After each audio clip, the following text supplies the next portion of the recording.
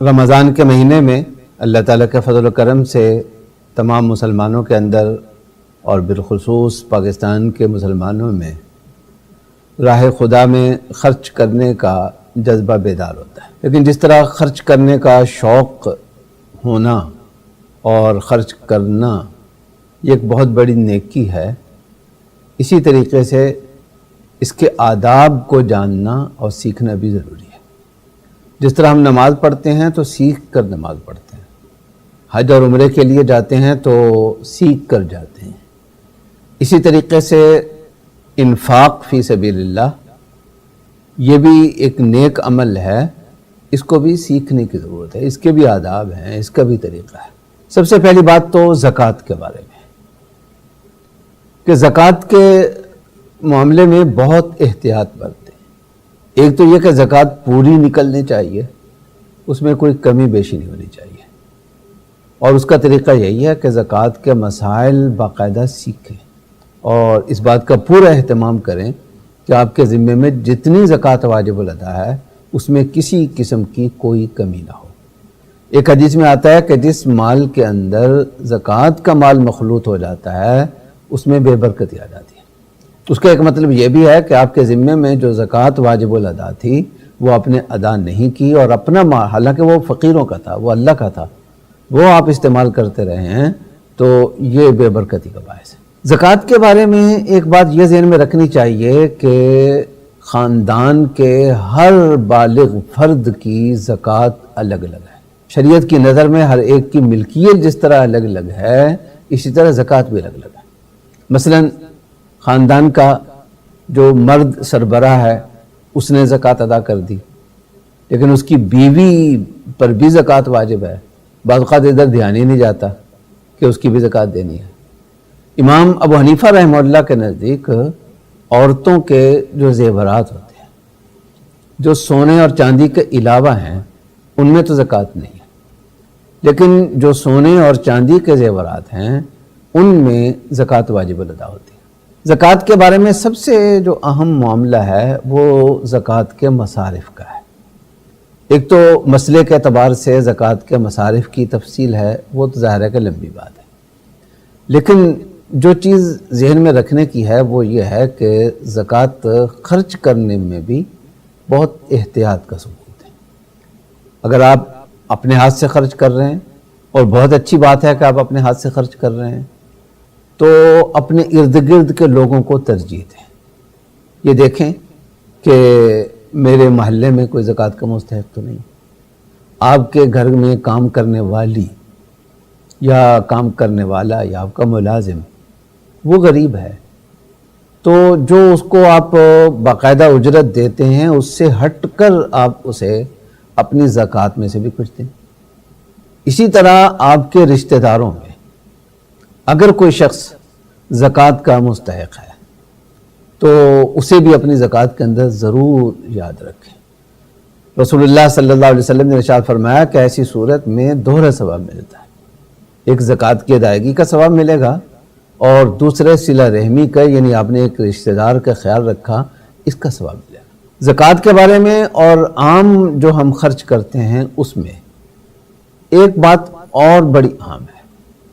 قرآن کریم نے خرچ کرنے کے سلسلے میں یہ کہا ہے کہ والذین هم فی اموالہم حق معلوم للسائل والمحروم، کہ میرے جو نیک بندے، پسندیدہ بندے ہیں، جنتی لوگ ہیں، ان کا مال دو قسم کی جگہوں پہ خرچ ہوتا ہے، ایک سائلین پر اور ایک محرومین پر. سائلین کون ہیں؟ سائلین وہ ہیں جو اپنی حاجت کو ظاہر کرتے ہیں. وہ آ کر بتاتے ہیں کہ میری فلاں ضرورت ہے، میں بیمار ہوں، میری اہلیہ بیمار ہے، مجھے مدد کی ضرورت ہے. ایسے لوگوں کی بھی مدد کرنی چاہیے، مستحق ہیں آپ کی مدد کے.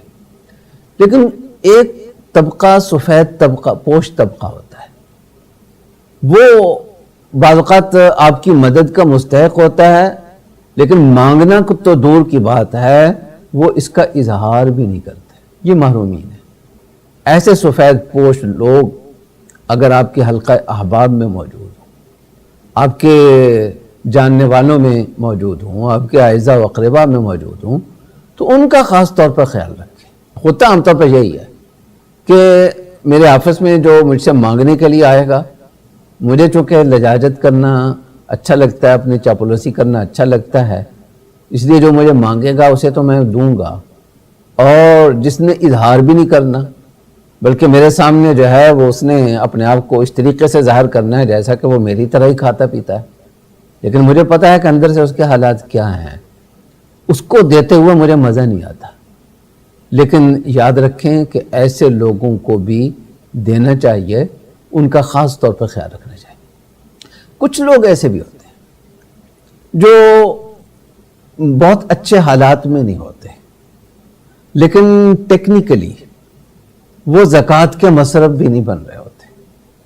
مثلا فقہا کی ایک بہت بڑی تعداد وہ ہے جن کا کہنا یہ ہے کہ آج کے دور میں بھی جو بنو ہاشم ہیں، یعنی حضرت علی، حضرت عباس، حضرت جعفر اور حضرت عقیل بن ابی طالب، جو ان 4 صحابہ کی اولاد ہیں، ان کو زکوٰۃ نہیں دی جا سکتی. اگرچہ اس میں ڈفرینس آف اوپینین موجود ہے فقہا کے اندر، آپ نے عمل کرنا ہو تو جس عالم پر آپ اعتماد کرتے ہیں اس سے پوچھ کر عمل کریں، لیکن اس طرح کے لوگ اور بھی ہو سکتے ہیں. تو وہاں شریعت نے ایک اور مد رکھی ہے، اس میں اللہ نے بہت برکت رکھی ہے اس مد کے اندر خرچ کرنے میں، اور وہ ہے ہدیہ. ایسے لوگوں کو آپ ہدیے کے طور پر کچھ پیش کریں.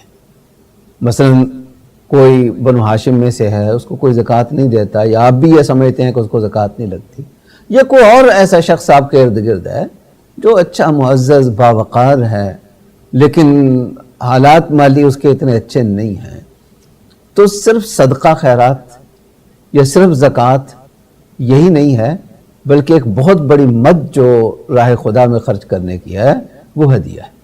اللہ جل جلالہ نے اپنے نبی صلی اللہ علیہ وسلم کے لیے زکوٰۃ کو جائز قرار دے دیا. وہ اور ان کا خاندان زکوٰۃ نہیں لے سکتا. رسول اللہ صلی اللہ علیہ وسلم صدقہ نہیں لیتے تھے، صدقہ نہیں کھاتے تھے، لیکن ہدیہ وصول کر لیا کرتے تھے، اس لیے کہ ہدیے میں اگلے کا اعزاز ہوتا ہے. یہ بھی ہدیہ دینا، اس کو بھی انفاق جو آپ خرچ کرتے ہیں ماہ رمضان میں یا اس کے علاوہ، اس میں ایک مد بنائیں اور یہ طے کریں کہ اتنا میں نے اس مد میں ایسے لوگوں کو دینا ہے جن کو دینا چاہیے لیکن نہ وہ مانگتے ہیں، نہ اپنی ضرورت کا اظہار کرتے ہیں اور نہ ہی ان کی ضرورت کا کسی کو اندازہ ہوتا ہے. آخری بات یہ کہ خرچ کرنے میں کا طریقہ، اس میں ہمارے ہاں دیکھا دیکھی بہت چلتی ہے. ہم نے دیکھا کہ لوگ دیگیں چڑھا رہے ہیں تو میں نے بھی دیگیں چڑھانی شروع کر. دیکھا کہ لوگ افطار پارٹیاں کراتے ہیں، میں نے بھی بڑی بڑی افطار پارٹیاں کرانی شروع.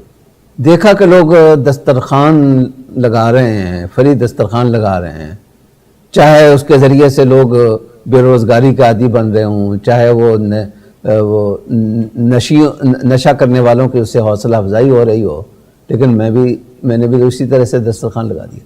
یقیناً کھانا کھلانا یہ بہت بڑی نیکی ہے، لیکن صدقے کے اندر افادیت کو ضرور دیکھنا چاہیے. آپ یہ دیکھیں کہ میرے مال سے خلق خدا کو، غریب کو فائدہ کس صورت میں زیادہ پہنچتا ہے. مثلا بجائے افطار پارٹی کرانے کے آپ کچھ لوگوں کے گھر میں راشن دے دیں. اگر وہ دیندار گھرانہ ہے، روزہ رکھنے والے لوگ ہیں، تو ظاہر ہے کہ رمضان کے مہینے میں جو راشن دے گا وہ خود بخود روزے میں سحری افطاری میں خرچ ہونا ہے. آپ ان کے گھر میں گوشت بھجوا دیں. ایسے بھی لوگ ہوں گے جو رمضان میں بھی گوشت کی شکل نہیں دیکھتے ہوں گے، آپ کچا گوشت خرید کر ان کے گھروں میں بھجوا دیں. آپ عید کے موقع پر رمضان کے مہینے میں سب سے بڑا مسئلہ غریب کا جو ہوتا ہے وہ بچوں کی خوشیوں کا ہوتا ہے. میں اپنی خوشی کی قربانی بڑی آسانی سے دے لیتا ہوں، میری بیوی بھی دے لے گی، لیکن میرا بچہ جب محلے کے بچوں کو دیکھ کر یہ کہے گا کہ مجھے بھی جوتے چاہیے، مجھے بھی نئے کپڑے چاہیے، تو وہ خوشی میں پوری نہیں کر پاؤں گا، اس سے مجھ پر کیا گزرے گی یہ غریب باپ ہی اندازہ لگا سکتا ہے، دوسرے کے لیے شاید اس کو سمجھنا بھی مشکل.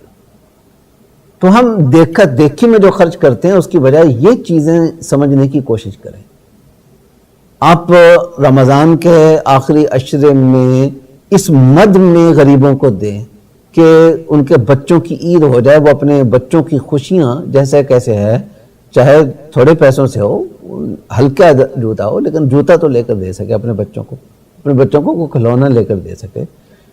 یہ یعنی خرچ کرنے میں ہمیشہ سمجھداری کا ثبوت دینا اور اس بات کا اہتمام کرنا کہ محض دکھاوا نہ ہو، بلکہ میرے پیسے سے خلق خدا کو زیادہ بہتر سے بہتر انداز سے فائدہ پہنچ سکے، اس کی کوشش کرنی چاہیے. وفرحنا بعد الغياب وبقاله زمان غنوا معانا شهر بطوله غنوا قولوا أهلا رمضان رمضان جانا أهلا رمضان قولوا معانا أهلا رمضان